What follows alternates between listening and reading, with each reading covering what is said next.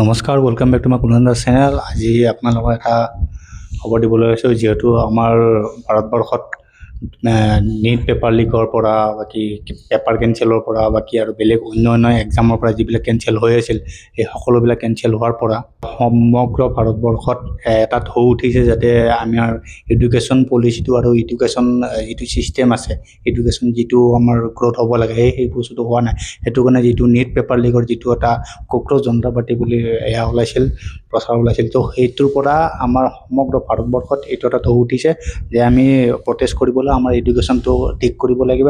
আমি যেনেকৈ নহওক এক্সাম ক্লিয়াৰ কৰিব লাগে আৰু এক্সামটো ক্লিন এণ্ড ক্লিয়াৰ হ'ব লাগে, যাতে কোনো তাতে খেলি মেলি নহয়, কোনো তাতে বেলেগ ধৰণৰ ব্যৱস্থা নহয়। তো সেইটোৰ কাৰণে ঝাৰখণ্ডত আজিৰ পৰা 22-23 দিন আগৰ পৰা সেয়া চলি আছে, প্ৰটেষ্ট চলি আছে। আৰু তাতে প্ৰটেষ্টটো হৈছে তাতে যিটো হেমন্ত চোৰেন বুলি আছে, হেমন্ত চোৰেন মুখ্যমন্ত্ৰী, তো সেইটো কাৰণে তাতে ঝাৰখণ্ডত যিমান এতিয়ালৈ এক্সাম চলিছে, JSSC, SSC বা ষ্টেট PCS যিমান আছে, এই সকলোবিলাক এক্সাম মানে এনেকুৱা ধৰণে এক্সাম কৈছে, তাৰমানে এটা লেভেলৰ মানুহে সেই এক্সাম দিব পাৰে, তাৰ পিছৰ লেভেলৰ মানুহে এক্সাম দিব নোৱাৰে। তো এইটো এটা মিছকনচেপ্ট হৈছিল আমাৰ সমগ্ৰ ঝাৰখণ্ডবাসীৰ সেয়াৰ কাৰণে, ষ্টুডেণ্টৰ কাৰণে, উঠি অহা প্ৰজন্মৰ কাৰণে। তো এইটো বস্তু তেওঁলোকে এটা ধৰিছে যে 2014 চনৰ পৰা আজিলৈ যিমান এক্সাম হৈছে, কোনো এটা এক্সাম তাৰমানে নিট এণ্ড ক্লিয়াৰ হোৱা নাই। সকলো বস্তু তাৰমানে কিবা নহয় কিবা এটা, হয়তো তেওঁলোকৰ যিবিলাক টকা পইচা বিচাৰে তেওঁলোকে চাকৰি বিচাৰে, যিবিলাকে কিছুমানে বেলেগ চাকৰি লৈছে, কোনোবাই এনেই লৈছে, কোনোবাই ইণ্টাৰভিউ নিদিয়াকৈ লৈছে, তাতে এনেকুৱা ধৰণৰ। আৰু যিবিলাক যিটো এজেঞ্চিয়ে তেওঁলোকৰ এক্সাম কৰায়, সেই এটা এজেঞ্চিয়ে আজি অত বছৰৰ পৰা এক্সাম কৰাই গৈ আছিল। তো এইটোৰ কাৰণে যিমান ষ্টুডেণ্ট আছে, ষ্টুডেণ্টবিলাকে এটা সাহস ল'লে। এই সাহসটো ক'ৰ পৰা পালে? যিহেতু আমাৰ দেলহি যিটো প্ৰটেষ্ট চলি আছিল, সেই প্ৰটেষ্টৰ পৰা ভাৰতৰ কেবিনেটৰ ভাৰত চৰকাৰৰ কেবিনেটৰ যিজন মন্ত্ৰী আছিল, ধৰ্মেন্দ্ৰ প্ৰধানৰ ৰিজাইনৰ পিছত আমাৰ সমগ্ৰ যিটো জেনজি বুলি কয়, এই জেনজিসকলে এটা ধুনীয়া সুযোগ পালে। এই সুযোগটো পোৱাৰ পিছতে তেওঁলোকে এটা ভাবে আমিওতো কৰিব পাৰোঁ, যে আমাৰো কাম হ'ব এইটো বস্তুৰ কাৰণে।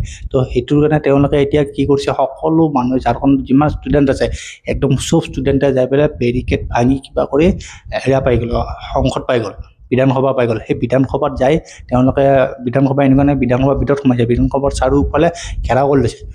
তাতে বহুত চিকিউৰিটিয়ে তেওঁলোকে বাধা দিলে, কিবা দিলে, সকলো বাধা নেওচি পথাৰে মথাৰে বা পুখুৰী পাৰে কিবাৰ পাৰে এনেকৈ যাই সমগ্ৰ পথাৰ ভৰ্তি হৈ গৈছে।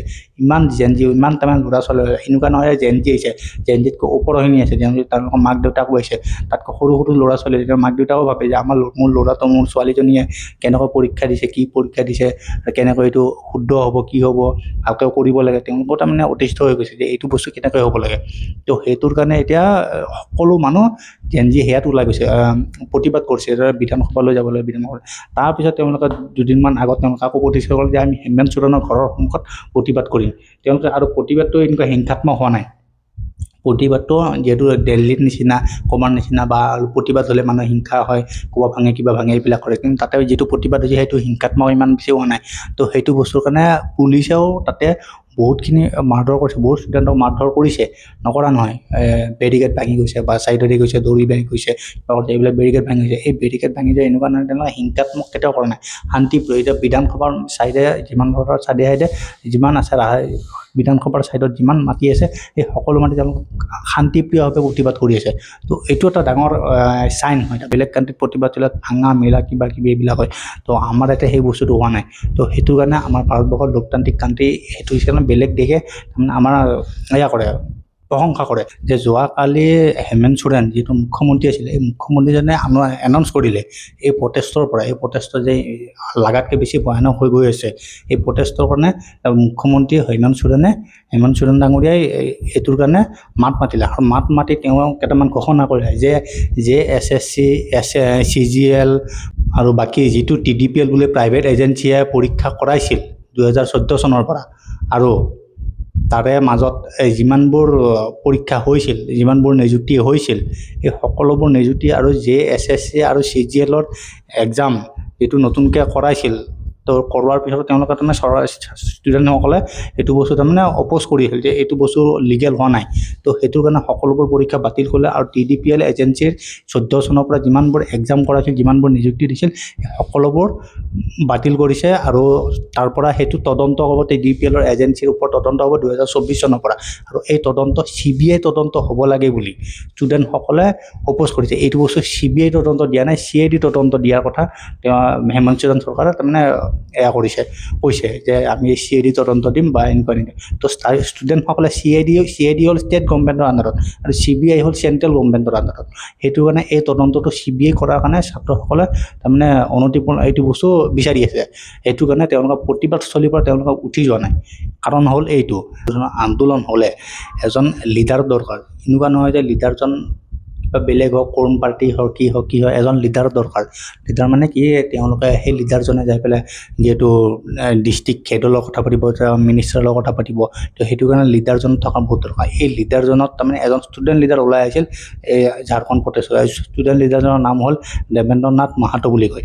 আৰু এই দেৱেন্দ্ৰ নাথ মাহাতোৱে অনশনত বহি আছিল যাতে এতিয়ালৈ মই সেয়া নকৰোঁ, তেতিয়ালৈ তাৰমানে এইটো বস্তু প্ৰটেষ্টটো সেয়া নহয়, কেঞ্চেল কৰিব নোৱাৰে। তো কাৰণটো হ'ল এতিয়া সেইটো বস্তু হ'ল তেওঁ এতিয়া যোৱাকালি যিহেতু মুখ্যমন্ত্ৰীয়ে এই বস্তুটো বাতিল কৰি দিলে বা তদন্ত হ'ব বুলি ক'লে, CID তদন্ত হ'ব, TDPL এজেঞ্চিক তদন্ত কৰিব। তো এইটো বস্তুৰ কাৰণে এতিয়া তেওঁ যিটো বস্তু গম পালে যে আমি যিখিনি কৰি আছিলোঁ সেইটো বস্তু লাহে লাহে ছাকচেছ হ'বলৈ গৈ আছে। সেইটো কাৰণে তেওঁ সেইদিনাখন অনশন ভাঙি দিলে, যোৱাকালি অনশন ভাঙি দিলে। তেওঁ কোৱাৰ পিছতে, মুখ্যমন্ত্ৰীয়ে কোৱাৰ পিছতে এতিয়া তাৰ পিছতো এতিয়া ষ্টুডেণ্টখিনিয়ে ভাবি যায় এইটো বস্তু CBI তদন্ত হ'ব লাগে, যাতে CID নহয়, CBI তদন্ত হ'ব লাগে। তো সেইটো কাৰণে ষ্টুডেণ্টখিনিয়ে প্ৰতিবাদস্থলীৰ পৰা আঁতৰি যোৱা নাই, তাতে ৰখি আছে। তো কথাটো এনেকুৱা ধৰণৰ, এতিয়া তাৰপিছত এতিয়া মুখ্যমন্ত্ৰী হেমন্ত সোৰেনে এতিয়া কেনেকুৱা ধৰণৰ মন্তব্য আগবঢ়াব যে মইতো কৈয়ে দিছোঁ, কৈ দিয়াৰ পিছত তোমালোকে এইটো বস্তু এনেকৈ কৰিবা, CID যদি কাম ঠিক নহয় তেনেহ'লে CBIত যাব, CBIত গ'লে CBI কিমান দিন লাগিব। তো এই বস্তুটো এনেকৈ ৰখি গৈ আছে। পিছত যাই পেলাই আল্টিমেটলি কি হ'ব, বস্তুটো কোনোফালে একো নপৰিব। আৰু এনেকুৱা দিল্লী প্ৰটেষ্টৰ কাৰণে আমি কাৰোবাৰ এয়া বিচাৰিছে বা ৰেজিগনেশ্যন বিচাৰিছে, সেইটো নহয়। ইয়াতেতো ৰেজিষ্ট্ৰেশ্যন বিচৰা নাই, কেঞ্চেল কৰা বিচাৰিছে। আৰু যিটো এজেঞ্চিয়ে কৰাইছে সেইটোৰ ওপৰত তদন্ত হ'ব লাগে। তো সেইটোৰ কাৰণে তেওঁলোকে প্ৰতিবাদ কৰি আছে। মেইন বস্তু হ'ল আমাৰ এডুকেশ্যনৰ যিটো এটা মাফিয়া চলি আছে, এই মাফিয়াটো বন্ধ কৰিব লাগে। আৰু মাফিয়াৰ কাৰণে আমাৰ শিক্ষা ব্যৱস্থাটো শুধৰোৱাৰ কাৰণে বহুত চেষ্টা কৰিব লাগে। মেইন বস্তু হ'ল শিক্ষা ব্যৱস্থা। কাৰণ সেইটো হিচাপত শিক্ষা যদি নাথাকে মানে স্বাস্থ্যও ভাল নাথাকে। আৰু স্বাস্থ্য যিটো আমাৰ পেকেজিং বস্তু, কিবা বস্তু, এইবিলাক বস্তু পঢ়িব নাজানে, তাৰ বস্তু বুজি নাপায়, কাৰণটো কি, সকলোৱে আছে এনেই বিনা কাৰণত কাজিয়া কৰিব, হুলস্থুল কৰিব, কিবা কৰিব। যদি আপোনাৰ তাত শিক্ষা থাকে, প্ৰত্যেকটো বস্তু প্ৰশ্ন কৰিব পাৰে। মানুহবিলাকে প্ৰশ্ন নকৰাৰ কাৰণে আজিকালি এনেকুৱা হৈছে, প্ৰশ্ন কৰিলে ভয় কৰে, কিবা কৰে, এনেকুৱা ধৰণৰ ঘটনা। তো আজিৰ কাৰণে ভিডিঅ'টো ইমানতে শেষ কৰিলোঁ। তো চেনেলটো ছাবস্ক্ৰাইব কৰিব আৰু ভিডিঅ'টো লাইক কৰিব ভাল পালে। তো আজিৰ কাৰণে ইমানখিনি, জয় হিন্দ।